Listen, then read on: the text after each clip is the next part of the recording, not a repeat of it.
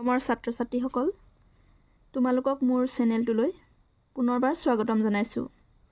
আজিৰ এই ভিডিঅ'টিত পাঠ কৰিবলৈ লৈছোঁ ৪ৰ্থ শ্ৰেণীৰ অংকুৰণ পাঠ্যপুথিৰ পাঠ নং ১৩ জন্মদিনৰ আয়োজন।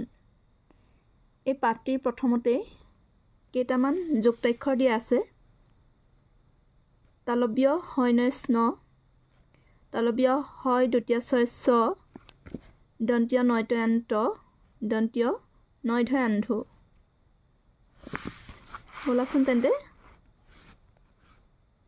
আমি পাঠটিৰ মাজলৈ যাওঁ। ইয়াত ছবিখন চাই তোমালোকে দেখিছা যে ইয়াত কিবা আয়োজন কৰা হৈছে। সীমান্তৰ মাকে পাকঘৰৰ মজিয়াত বহি পাচলি কাটি থাকিব। এইখন এখন নাটকৰ দৰে হ'ব। কটা পাচলিখিনি একাষৰীয়াকৈ থৈ ঠাইখন মচি মচি ভিতৰলৈ চাই সীমান্তক মাতিব। মাক: সীমান্ত, তোমাৰ টেবুলখন পৰিপাটি কৰা হ'লনে?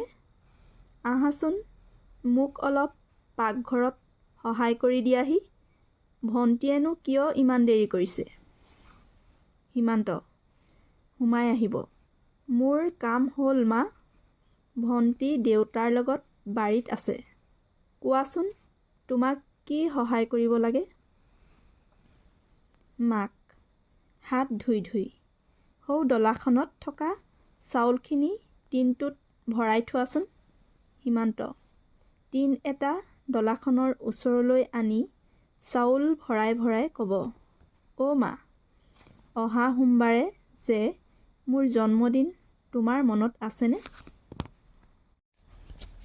মাক: হাত দুখন মচি সীমান্তৰ ওচৰলৈ গৈ মূৰত হাত ফুৰাই ক'ব, আছে সোণ, তোমাৰ জন্মদিনটো মোৰ মনত নাথাকিবনে? তোমাৰ হৈ নামঘৰত শৰাই এখন আগবঢ়াম বুলি ভাবিয়ে থৈছোঁ। সীমান্ত আবদাৰৰ সুৰত। সীমান্তই ক'ব, অকল শৰাই দিলে নহ'ব কিন্তু। এইবাৰ মই মোৰ বন্ধু বান্ধৱীসকলকো মাতিম বুলি ভাবিছোঁ। তুমি ঘৰতো জলপানৰ যোগাৰ কৰিবা। মাক মিচিকিয়াই হাঁহি বাচন বৰ্তন সামৰি সুতৰি থাকি ক'ব, তাৰমানে এইবাৰ তুমি সবান্ধৱে জন্মদিন পালন কৰিবা। এৰা, পিছে কাক কাক মাতিম বুলি ভাবিছা? সীমান্ত চাউল ভৰাবলৈ এৰি আঙুলি মূৰত গনি ক'ব, ৰুণজুণ, মিতা, ভুলি, চিৰঞ্জীৱ, মকবুল। মাক: ৰতন আৰু মীনাক তুমি পাহৰিলা নেকি?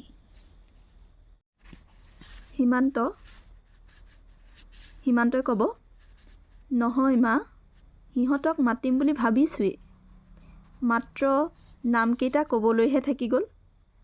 মাক: মাতিবা, সিহঁতকো মাতিবা, নহ'লে বেয়া পাব নহয়। তুমি পিছে কি কৰিম বুলি ভাবিছা? সীমান্ত: অ' মা, আচল কথাটো কওঁ ৰ'বা। স্কুলৰ বাইদেৱে আমাক জন্মদিনত গছপুলি ৰোৱাৰ কথা কৈছিল। সেইবাবে এইবাৰ মই পদূলিমূৰত এটি নাহৰ পুলি ৰুম। মাক: বৰ ভাল কথা সোণ, পুলিটো কিন্তু ৰুলেই নহ'ব, তাৰ প্ৰতিপালৰ দায়িত্বও তোমাৰ। গছপুলি ৰোৱাৰ উপৰি সেইদিনা আৰু কিছুমান কাম কৰিব পাৰা। সীমান্ত: কি কাম মা? মাক: তুমি পদ্য লিখিবা নাইবা ছবি আঁকিবা। মহৎ লোকৰ বাণী বা নীতিবচনো সংগ্ৰহ কৰিবা। সেইবোৰ সুন্দৰকৈ লিখি বেৰত আঁৰি থ'বা। কিমান যে ভাল লাগিব। ছাত্ৰ ছাত্ৰীসকল, জন্মদিনৰ আয়োজন এই পাঠটি তোমালোকে পঢ়িবলৈ চেষ্টা কৰিবা আৰু এই পাঠটিৰ জৰিয়তে সীমান্তই নিজৰ জন্মদিনটো খুব এটি সুন্দৰ দিন হিচাপে মনত ৰাখিবলৈ চেষ্টা কৰিছে। তাৰ কাৰণে তেওঁ দুটা ভাল কাম কৰিছে। সেইকেইটা হৈছে গছপুলি ৰোৱা আৰু প্ৰতিপালনৰ দায়িত্ব সীমান্তই নিজে লৈছে আৰু মহৎ লোকৰ বাণী বা নীতিবচনো সংগ্ৰহ কৰিছে, যিখিনিয়ে আমাৰ দৈনন্দিন জীৱনত যথেষ্ট সুপ্ৰভাৱ পেলাব পাৰে। আজিৰ ভিডিঅ'টি ইমানেই আছিল। ভিডিঅ'টি চোৱাৰ বাবে ধন্যবাদ।